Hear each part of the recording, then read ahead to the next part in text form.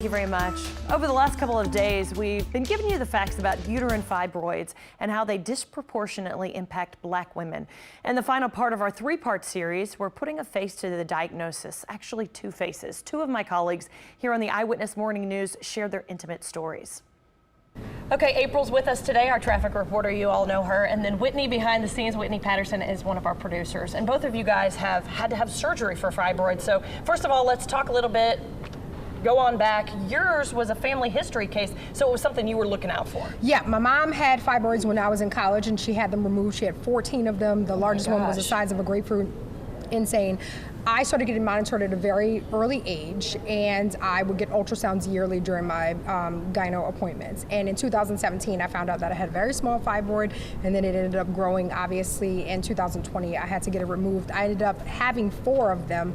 Originally thought that I just had 1. Wow. So, yeah. And then Whitney, you had no idea. Yours was just a yearly exam when you found out. Right. So unlike April, I don't have any family history of fibroids. So just when I was going to my OB, I went and I got it checked out because I started realizing I was going to the bathroom frequently, like maybe 5 times a night, you know, so hard for me to, of course, get a good night's rest. So I'm like, okay, well, something isn't right. I'm not drinking that much water at night. So I went in, he went in and, you know, did his little check-in and everything. And then I noticed, okay, I do feel pain here, I do feel pain there. And he was like, you know how they, you know, try to feel it and say, you know, I do feel something and I want you to get it checked out.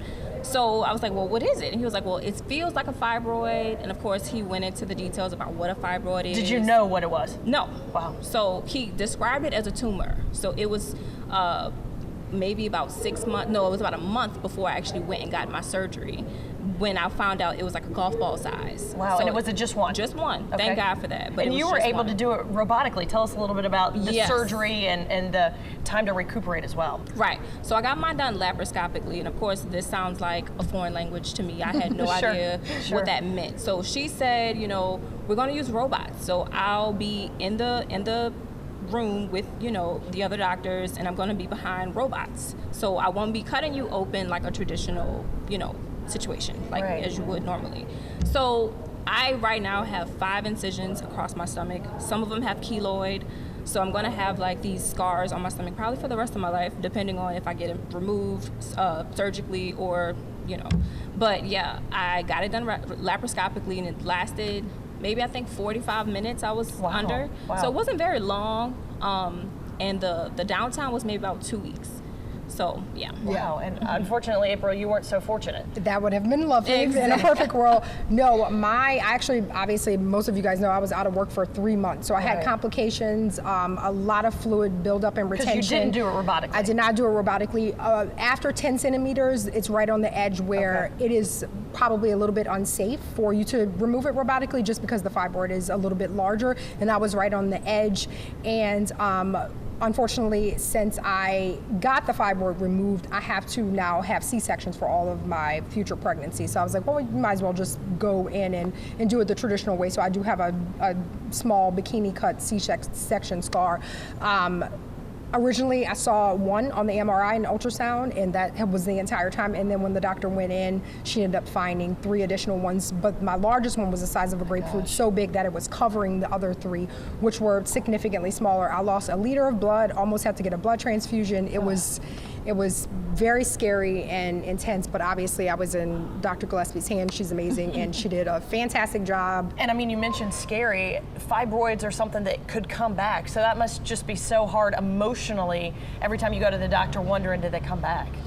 Yeah, that's the unfortunate part about it, and unfortunately the percentage rate is like 30 to 40%, so it's not something that's super low. And obviously if you have a family history of it, and with Black women, we tend to have a higher rate, return rate, and just having them in general, but all races of course can experience fibroids.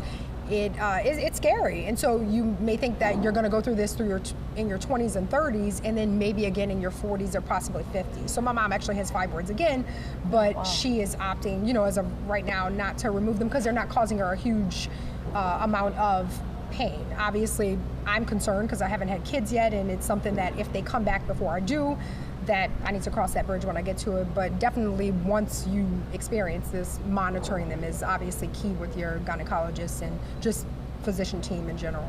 And Whitney, what do you want to get across to the viewers? Obviously, yours was found at an annual exam, so that's another reason why that's so important. Exactly. Like I was 27 when I found out that I actually had the fibroid.